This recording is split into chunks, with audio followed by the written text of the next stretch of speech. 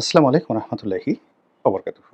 সম্মানিত দর্শক, বাংলাদেশের রাজনীতির যে বাস্তবতা, সেই বাস্তবতায় নির্বাচন হলো চূড়ান্ত সফলতা। গত ১৫টি বছর ধরে আসলে নির্বাচন হয়নি। ২০০৮ সনে মানুষ নির্বাচন দিয়ে ভোট দিয়েছিল। যদিও সেই ২০০৮ সনের নির্বাচন নিয়ে বিএনপির অভিযোগ রয়েছে, সূক্ষ্ম কারচুপি, ভোট ম্যানিপুলেশন, সিট ম্যানিপুলেশন এসব অভিযোগ রয়েছে। তারপরেও ২০০৮ সনের যে নির্বাচনটি, এটি সারা দুনিয়া কর্তৃক সমাদৃত। কিন্তু ২০১৪, ২০১৫, ২০১৪, ২০১৮ এবং ২০২৪-এর যে নির্বাচন, পুরো নির্বাচনী যে বিধি ব্যবস্থা এটাকে ভেঙে দিয়েছে। এবং সেই জায়গা থেকে মানুষের মনে রাজনীতির সবচেয়ে বড় স্বপ্ন একটা সুষ্ঠু, অবাধ, নিরপেক্ষ নির্বাচন। ফলে ডক্টর মোহাম্মদ ইউনূস যখন ক্ষমতায় এলো, তখন তাকে কেন্দ্র করে মানুষের একমাত্র এবং প্রধানতম স্বপ্ন হলো একটা সুন্দর নির্বাচন হবে। বাকি যে বিষয়গুলো, তিনি শিক্ষিত মানুষ, তিনি শেখ হাসিনার মতো করবেন না, তিনি সৎ হবেন, তিনি লোভী হবেন না, তার সরকারে কেউ দুর্নীতির সাথে জড়িত হবেন না। তিনি ইতিপূর্বে কান ধরে বলেছেন, জীবনে আর রাজনীতি করবেন না। তো তিনি যদি রাজনীতি না করেন, তাহলে একজন নিরপেক্ষ ব্যক্তি। তার অধীনে যদি বাংলাদেশে ভালো নির্বাচন না হয়, তাহলে আর কার অধীনে হবে? এই আশায় বুক বেঁধে আমরা সবাই, পুরো জাতি, একটা বিশাল স্বপ্ন দেখে আসছিলাম। এবং সেই স্বপ্ন নিয়ে আমরা অবাক বিস্ময়ে ডক্টর মোহাম্মদ ইউনূসের দিকে তাকিয়ে থাকতাম, তার সরকারের দিকে তাকিয়ে থাকতাম। তার সরকারের যারা কর্তা ব্যক্তি যা বলতেন, আমাদের পছন্দ না হলে আমরা সেটা মেনে নিতাম। তিনি যাদেরকে পছন্দ করতেন, যাদেরকে উজির বানিয়েছেন, নাজির বানিয়েছেন, ডান হাত বানিয়েছেন, বাম হাত বানিয়েছেন, তাদের অনেক কর্মকাণ্ড নিয়ে আমাদের অভিযোগ ছিল, কিন্তু আমরা কখনো ডক্টর মোহাম্মদ ইউনূস অপমানিত হন, আমরা এই কাজ কখনো করিনি। কিন্তু সাম্প্রতিক যে অবস্থা, এই যে পরিস্থিতি তৈরি হয়েছে, সেখানে সামনে অনেক কিছু হওয়ার আমরা স্বপ্ন দেখছি, আশঙ্কা করছি। কিন্তু সঠিক সময়ে নির্বাচন হওয়ার এবং সঠিকভাবে একটা নির্বাচন হওয়ার যে খোয়াব, যে স্বপ্ন, এটি আমরা এখন আর দেখতে পারছি না। কেন পারছি না, সেটি নিয়ে সংক্ষেপে বলার চেষ্টা করছি। প্রথম থেকে আমাদের কাছে আমাদের যারা সমাজে কিছু লোক, তারা ডক্টর মোহাম্মদ ইউনূসকে বলার চেষ্টা করলেন তিনি আন্তর্জাতিক মানের খেলোয়াড়, তিনি সহজে ক্ষমতা ছাড়বেন না। আমরা অনেকে বিশ্বাস করেছি, অনেকে করিনি। আচ্ছা, এরপর আমাদের সেন্ট মার্টিন নিয়ে, আমাদের সেই রোহিঙ্গা সমস্যা নিয়ে, চট্টগ্রাম বন্দর নিয়ে অনেকগুলো তর্ক, বিতর্ক, অনেকগুলো বিভেদ, অনেকগুলো বিসংবাদ, এগুলো সব তৈরি হয়ে গেল। তো এগুলো যখন তৈরি হয়ে গেল, তৈরি হওয়ার পর আমরা তখন সন্দেহ করা শুরু করলাম। এরপরে সরকার এই দেশটাকে ভালো করার জন্য, নির্বাচন ব্যবস্থাকে আরও সুষ্ঠু করার জন্য অনেকগুলো পরিকল্পনার কথা তারা বলল। যেমন রিসেট বাটনের চাপ। তো আমরা এটা নিয়ে অনেক হইচই করলাম, কিন্তু দিন শেষে আমরা মনে করলাম যে এটা একটা স্লিপ অফ টাং। রিসেট বলতে তিনি হয়তো ভালোই কিছুই বলেছেন, যে আগের যে সমস্ত মন্দ জিনিস ছিল, সেই মন্দ জিনিস বাদ, আমরা এখন নতুন করে একটা নতুন ভালো ইতিহাস আমরা তৈরি করব, মঙ্গলময় একটা ইতিহাস। এটা যারা ইউনূস সাহেবকে ভালোবাসে তারা বলার চেষ্টা করলেন। আর যারা ইউনূস সাহেবের বিরোধী পক্ষ, আওয়ামী লীগের লোকজন, তারা বললেন যে উনি মূলত রিসেট বাটনের মাধ্যমে উনার যে ক্ষমতা গ্রহণের তারিখ জুলাই মাসের বা আগস্ট মাসের ৮ তারিখ, এই ৮ তারিখের আগের যা কিছু আছে ওইগুলোকে উনি মুছে দিতে চান, ইনক্লুডিং মুক্তিযুদ্ধ। যাই হোক, এটা নিয়ে তর্ক হচ্ছিল, বিতর্ক হচ্ছিল, পক্ষে বিপক্ষে কথা হচ্ছিল। কিন্তু যখন তিনি সাম্প্রতিক সময়ে এসে ঘোষণা করলেন যে নতুন বাংলাদেশ দিবস, তো নতুন বাংলাদেশ দিবস যদি আগস্ট মাসের ৫ তারিখ, মানে শেখ হাসিনার পতনের দিন, যেদিন জনগণের বিজয় হয়েছিল, সেই দিবসটি বলতেন প্রশ্ন আসতো না। কিন্তু যখন তার ক্ষমতা লাভের যে দিবসটি, অর্থাৎ ৮ তারিখকে তিনি উল্লেখ করে বক্তব্য দিলেন, তখন প্রশ্ন আসা শুরু করলো যে আমরা যে সন্দেহ করেছিলাম রিসেট বাটন সম্পর্কে, সেটা তো ঠিকই আছে। তারপর তিনি লন্ডনে গেলেন, তারেক রহমান সাহেবের সঙ্গে বৈঠক করলেন। বৈঠক করার পর তিনি ফেব্রুয়ারি মাসে নির্বাচনের একটা ঘোষণা দিলেন। তার আগে তিনি এপ্রিল মাসে ঘোষণা দিলেন হঠাৎ করে এপ্রিল মাসে নির্বাচন হবে, সেখান থেকে নেমে ফেব্রুয়ারিতে এলেন। তারও আগে একেবারে প্রথম থেকে শেষ পর্যন্ত তিনি একটা মাঝামাঝি সময় অর্থাৎ এপ্রিল থেকে অর্থাৎ ডিসেম্বর থেকে জুনের মধ্যে নির্বাচন হবে, এসব নিয়ে যে টানা হেচড়া করছিলেন সেটাকে একটা কনক্রিট ২০২৫ সনের ফেব্রুয়ারি মাসের প্রথম সপ্তাহে বা দ্বিতীয় সপ্তাহে নির্বাচন হবে, এটাকে আমরা একটা ঐশী বাণীর মতো পবিত্র মনে করেছি যে মানুষের জবানে এর চেয়ে পবিত্র কোনো বক্তব্য হয় না। একদিকে তারেক রহমান সাহেব, অন্যদিকে ডক্টর মোহাম্মদ ইউনূস সাহেব, তারা দুজনে বসে একটা সিদ্ধান্ত নিয়েছে পুরো জাতির জন্য কল্যাণ হবে। কিন্তু ঘটনা কি? ১ সপ্তাহ পার হলো না, এটা নিয়ে প্রতিক্রিয়া দেখা দিল।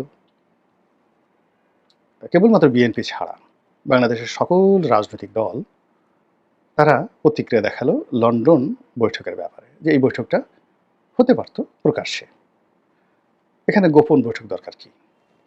হতে পারত ফরমালি, এখানে একান্তে কি দরকার ছিল? লন্ডনে গিয়ে এই বৈঠক দরকার কি ছিল? এরকম নানা রকম কথা বলতে এই গত কয়েকদিনে রাজনৈতিক বিভক্তিটা একেবারে চরমে গিয়ে পৌঁছল। বিএনপির যারা শীর্ষ নেতা রয়েছেন তারা জামাতের সঙ্গে হাত মিলালেন, এনসিপির সঙ্গে হাত মিলালেন, কিন্তু সে হাত আর মিলল না। জামাত রাগ করলো, এনসিপিও রাগ করলো। ডক্টর মোহাম্মদ ইউনূস তার যে পুরনো বন্ধু, রাজনৈতিক বন্ধু শুভানুদ্দাহী, তাদেরকে সান্ত্বনা দেওয়ার জন্য সর্বোচ্চ চেষ্টা করলেন। এখন সে সান্ত্বনা পর্দার আড়ালে কিভাবে চলছে, কি করছে বা শেষ পর্যন্ত কি হবে এটা বলা যাচ্ছে না, কিন্তু জামাত এবং নন ইসলামী দলগুলো বিশাল একটা ঐক্য গড়ে তুলেছে। ইতিমধ্যে রাজনৈতিক অঙ্গনে ৩-৪টি বিতর্ক দেখা দিয়েছে। অর্থাৎ ফেব্রুয়ারি মাসের নির্বাচনের যে টাইমলাইন সেটা ঠিক আছে, তার সঙ্গে সঙ্গে সংস্কার, যেটা নিয়ে সরকার অনেকটা ব্যাকফুটেজে ছিল, এখন সেই সংস্কারটা আরও শক্তিশালী হয়ে পড়েছে। আর এই সংস্কারকে পাত্তা দেওয়ার দরকার নাই, এরকম একটা ভাবসাব বিএনপির মধ্যে যেটা ছিল সেটা এখন ফ্রাস্ট্রেশন চলে এসছে। বিএনপি নেতা সালাউদ্দিন সাহেব সংস্কার নিয়ে কবিতা রচনা করতে চাচ্ছেন। তিনি সংস্কারের যে বৈঠক হয় সেই বৈঠক সম্পর্কে বিশদগার করতে গিয়ে বলে ফেলেছেন যেখানে আলাপ আলোচনার চেয়ে খাওয়া দাওয়া বেশি হয়। এটা তিনি প্রকাশ্যে মিডিয়াতে বলেছেন এবং তার একটা ভিডিও ফুটেজ ভাইরাল হয়েছে। সেখানে যিনি যখন বৈঠক শেষে চলে আসছিলেন তাকে যখন খাওয়ার কথা বলা হলো, তিনি তখন অনেকটা ধমকের স্বরে বললেন যে যাও তোমরা খাও গিয়ে।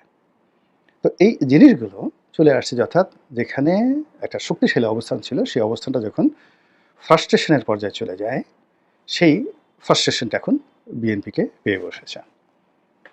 আর বিএনপিকে এই ফ্রাস্ট্রেশন অবস্থা দেখে সরকারের যে আগের যে জৌলুস, তাদের যে আগের যে কৌশল, সেই কৌশলটা তারা রপ্ত করে ফেলেছে। মেইন টাইম লন্ডন বৈঠকের ফলে বিএনপির সঙ্গে সেনাপ্রধানের যে একটা সম্পর্কের কথা শোনা যাচ্ছিল, ক্যান্টনমেন্টের সম্পর্কের কথা শোনা যাচ্ছিল, সেটি এলোমেলো হয়ে গেছে। বিএনপির সঙ্গে বঙ্গভবনের রাষ্ট্রপতি চুপ্পু সাহেবের একটা সম্পর্কের কথা সবাই যেভাবে বলাবলি করছিল সেটাও এলোমেলো হয়ে গেছে। কারণ ডক্টর মোহাম্মদ ইউনূসের সাথে বন্ধুত্ব হলে তো আর ওয়াকার সাহেবের সাথে বন্ধুত্ব হবে না, চুপ্পু সাহেবের সাথে বন্ধুত্ব হবে না, সেটা এলোমেলো হয়ে গেছে। আর বিএনপির সঙ্গে ডক্টর ইউনূসের সম্পর্কটা সুদৃঢ় হওয়ার সঙ্গে সঙ্গে ভারতের সঙ্গে দিল্লির সঙ্গে তাদের যে সম্পর্কটা সেটি টানাপোড়েন শুরু হয়ে গেছে। এবং দিল্লির লোক হিসেবে পরিচিত বিএনপির দুজন শীর্ষ নেতা আমির খসরু মাহমুদ চৌধুরী, সালাউদ্দিন সাহেবকে বলা হচ্ছে, তারপরেও প্রেসিডেন্ট মেম্বার যিনি রয়েছেন স্থায়ী কমিটির সদস্য ইকবাল মোহাম্মদ টুকু, তো তারা ইদানিং সেই লন্ডন বৈঠক নিয়ে খুব আগ বাড়িয়ে কথা বলছেন। আর বিএনপির উচ্চ পর্যায়ের যারা কর্মকর্তা তারা চীনে খুব দৌড়াদৌড়ি করছেন। চীনে যখন তারা খুব দৌড়াদৌড়ি করছেন, ইট মিনস ভারতের সঙ্গে তাদের যে সম্পর্কটি সেই সম্পর্কটাতে কিছুটা হলেও টানাপোড়েন তৈরি হয়েছে, যেটা তারা চীন দিয়ে পূর্ণ করতে চাচ্ছেন। এবং আওয়ামী লীগ যে ভুল করেছে, চীন এবং ইন্ডিয়াকে এক হাতে খেলার চেষ্টা করেছে এবং সেটাতেই তাদের পতন ডেকে নিয়ে আসছে, একদম নির্ঘাত পতন। শেষের দিকে দিল্লির আশীর্বাদ উঠে গিয়েছিল শেখ হাসিনার উপর থেকে, এবং শেখ হাসিনাকে কৌশলের মধ্যে ফেলে আমেরিকার মাধ্যমে দিল্লি যে চাণক্য নীতি প্রয়োগ করেছে সেই ফাঁদে শেখ হাসিনা পরাজিত হয়ে আবার সেই দিল্লির কাছে আশ্রয় নিতে বাধ্য হয়েছে। এটা হলো চাণক্য নীতি। এবং ঠিক সেম ঘটনাটা আবার এখন যে ভুল বিএনপি আওয়ামী লীগ করেছে সেই ভুল বিএনপি করছে, অর্থাৎ তারা একদিকে যুগপথভাবে দিল্লির সাথে সম্পর্ক রাখার চেষ্টা করছে, আর অন্যদিকে যাকে বলা হয় চীনের সাথে সম্পর্ক স্থাপন করার চেষ্টা করছে। দ্বিতীয়ত, লন্ডন বৈঠকের আগে তারেক রহমান সাহেবের একটা আলটিমেট টাইম ছিল যে ডিসেম্বরের মধ্যেই নির্বাচন হবে। সালাউদ্দিন সাহেব থেকে শুরু করে সালাউদ্দিনপন্থী যে সকল তরুণ তুর্কি আছে তাদের একটা মাত্র কথা ছিল যে ডিসেম্বরের মধ্যে নির্বাচন হতে হবে। যদি ডিসেম্বরের পরে এই নির্বাচন হবে না, মানি না। আর এটা সরকার করতে পারবে না, করতে দেয়া হবে না। আর যদি সরকার পারে তাহলে সরকার বিজয়ী হবে, আমরা না পারলে আমরা পরাজিত হব। ফলে বিএনপিকে টার্গেট করেই কিন্তু গত ১০ মাস বিএনপিকে টার্গেট করে সরকার যে প্ল্যান করছিল ডিসেম্বরের পরে না। আর সরকারকে টার্গেট করে বিএনপি একেবারে টু দি পয়েন্ট, পিন পয়েন্টে ছিল ডিসেম্বর গেল। এবং সেই ডিসেম্বরের ব্যাপারে তারা বিএনপির যারা তরুণ তুর্কি তারা জনাব তারেক রহমান সাহেবকে নিয়ে এসেছিলেন তাদের পক্ষে, এবং তারেক রহমান সাহেব প্রকাশ্য জনসভাতে যে বডি ল্যাঙ্গুয়েজ প্রদর্শন করলেন, যেভাবে আঙ্গুলি নির্দেশ করলেন এবং যেভাবে তার কণ্ঠস্বর যাকে বলা হয় একেবারে রুক্ষ হয়ে গেল, এবং সরকারকে তিনি সবচেয়ে তার স্মরণকালের কড়া ভাষায় তিনি বললেন ডিসেম্বরে নির্বাচন হবে, এবং তিনি ইংরেজিতে ইন্টারিম সরকারকে কেন্দ্র করে একটা স্লোগান দিয়ে দিলেন যে ইন্টারিম সরকার ডিসেম্বরের মধ্যে নির্বাচন, এরকম একটা স্লোগান তিনি দিলেন, এবং এটা বিএনপি দারুণভাবে লুফে নিল।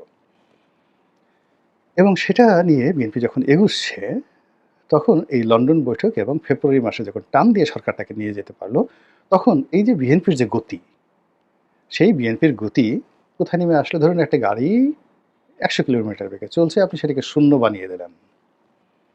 শূন্য বানানোর পরে গাড়ি থামলো, থামার পরে এবার আপনি আবার ব্যাক ফুটেজে নিলেন, মানে ব্যাক গিয়ার দিলেন। ব্যাক গিয়ারে দিয়ে এখন যদি আপনার গাড়ি আবার ১০০ কিলোমিটারে উঠাতে হয়, যারা গাড়ি চালাতে জানেন বা গাড়ি যারা যাতে তারা খুব ভালো করে বুঝেন এটা কতটা দুরূহ। এই গেল এক। ২ নম্বর হলো যে এই গাড়ি যদি সরল পথে চলে তাহলে এক ধরনের, কিন্তু এটা যদি পাহাড়ি পথে উপরে উঠতে থাকে তখন কিন্তু মারাত্মক সমস্যা, ভীষণ রকম সমস্যা। তো সেই সমস্যা এখন যেহেতু রাজনীতিতে কোনো কিছু অ্যাচিভ করা মানে শিখরে উড্ডয়ন করা, সেটা এই অবস্থার মধ্যে বিএনপি পড়ে গেছে। মানে এখন শূন্য গিয়ারে, মানে পাহাড়ে উঠতেছিল হিমালয়ের উপরে, সেখান থেকে তারা আবার ব্যাক গিয়ারে নিচে নেমে গেছে।